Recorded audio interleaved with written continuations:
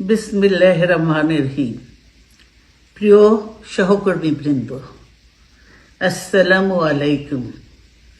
আজ দীর্ঘ 6 বৎসর পর আপনারা আবার একসাথে ফ্যাসিস্ট মুক্ত বাংলাদেশে একত্রিত হতে পেরেছেন। সেজন্য আল্লাহর কাছে হাজার শুকরিয়া আদায় করছি। দীর্ঘ ফ্যাসিবাদী বিরোধী সংগ্রামে যারা শহীদ হয়েছেন এবং সম্প্রতি জুলাই আগস্টের ফ্যাসিবাদী শাসকদের নির্মম ভয়াবহ দমন নীতির কারণে গণহত্যায় যারা শহীদ হয়েছেন তাদের প্রতি আমি শ্রদ্ধা জানাচ্ছি। যারা আহত হয়েছেন তাদের প্রতি জানাচ্ছি আন্তরিক সমবেদনা।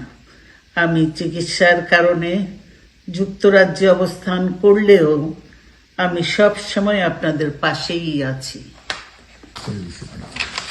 দীর্ঘ 15 বছর গণতন্ত্রের জন্য, আমার মুক্তির জন্য আপনারা যে নিরন্তর সংগ্রাম করেছেন এবং আমাদের অসংখ্য সহকর্মী প্রাণ দিয়েছেন, জুলুম নির্যাতনের শিকার হয়েছেন এবং প্রায় 1.25 লক্ষ মিথ্যা মামলায় জর্জরিত হয়েছে, এখন আদালতের বারান্দায় ন্যায় বিচারের জন্য ঘুরে বেড়াচ্ছেন।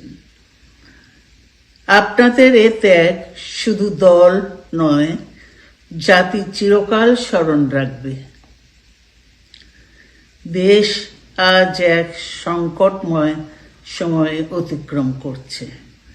আপনাদের এবং ছাত্রদের সমন্বিত আন্দোলনের ফলে ফ্যাসিস্ট শাসকেরা বিদায় নিয়েছে। একটা অন্তর্বর্তীকালীন সরকার গঠিত হয়েছে। তাদের কাছে জনগণের প্রত্যাশা, রাষ্ট্র মেরামতের ন্যূনতম সংস্কার দ্রুত সম্পন্ন করে গণতান্ত্রিক ব্যবস্থায় ফিরে যাওয়ার জন্য সকলের কাছে গ্রহণযোগ্য একটি নির্বাচন অনুষ্ঠান সম্পন্ন করা। আমার অবর্তমানে দলের ভারপ্রাপ্ত চেয়ারম্যান, সিনিয়র নেতৃবৃন্দ এবং আপনাদের সকলকে সাথে সঙ্গে নিয়ে নিরন্তর কাজ করে দলকে সুসংহত করেছেন। আমি আপনাদের ধন্যবাদ জানাচ্ছি। আমি বিশ্বাস করি আপনারা শহীদ প্রেসিডেন্ট জিয়াউর রহমানের আদর্শে আরো উজ্জীবিত হয়ে আগামী নির্বাচনে সাফল্যের জন্য ঐক্যবদ্ধভাবে কাজ করবেন। এমন কোনো কাজ করবেন না যাতে আপনাদের এত দিনকার সংগ্রাম, আত্মত্যাগ বিফলে যায়। আমাদের সব সময় শহীদ প্রেসিডেন্ট জিয়াউর রহমানের সেই উক্তি মনে রাখা দরকার, ব্যক্তির চেয়ে দল বড়, দলের চেয়ে দেশ। বাংলাদেশের সর্বস্তরের মানুষ, বিশেষ করে তরুণ সমাজ আজ এক ইতিবাচক গণতান্ত্রিক পরিবর্তনের জন্য উন্মুখ হয়ে আছে। ক্ষুদ্র ক্ষুদ্র সংকীর্ণতা ভুলে দেশ ও জাতির বৃহত্তর স্বার্থে আমাদের কাজ করতে হবে।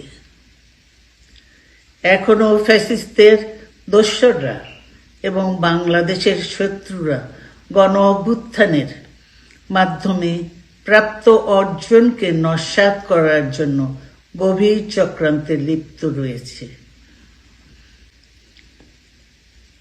ইস্পাত কঠিন ঐক্যের মাধ্যমে জনগণকে সঙ্গে নিয়ে এবং চক্রান্তকে ব্যর্থ করে দিতে হবে।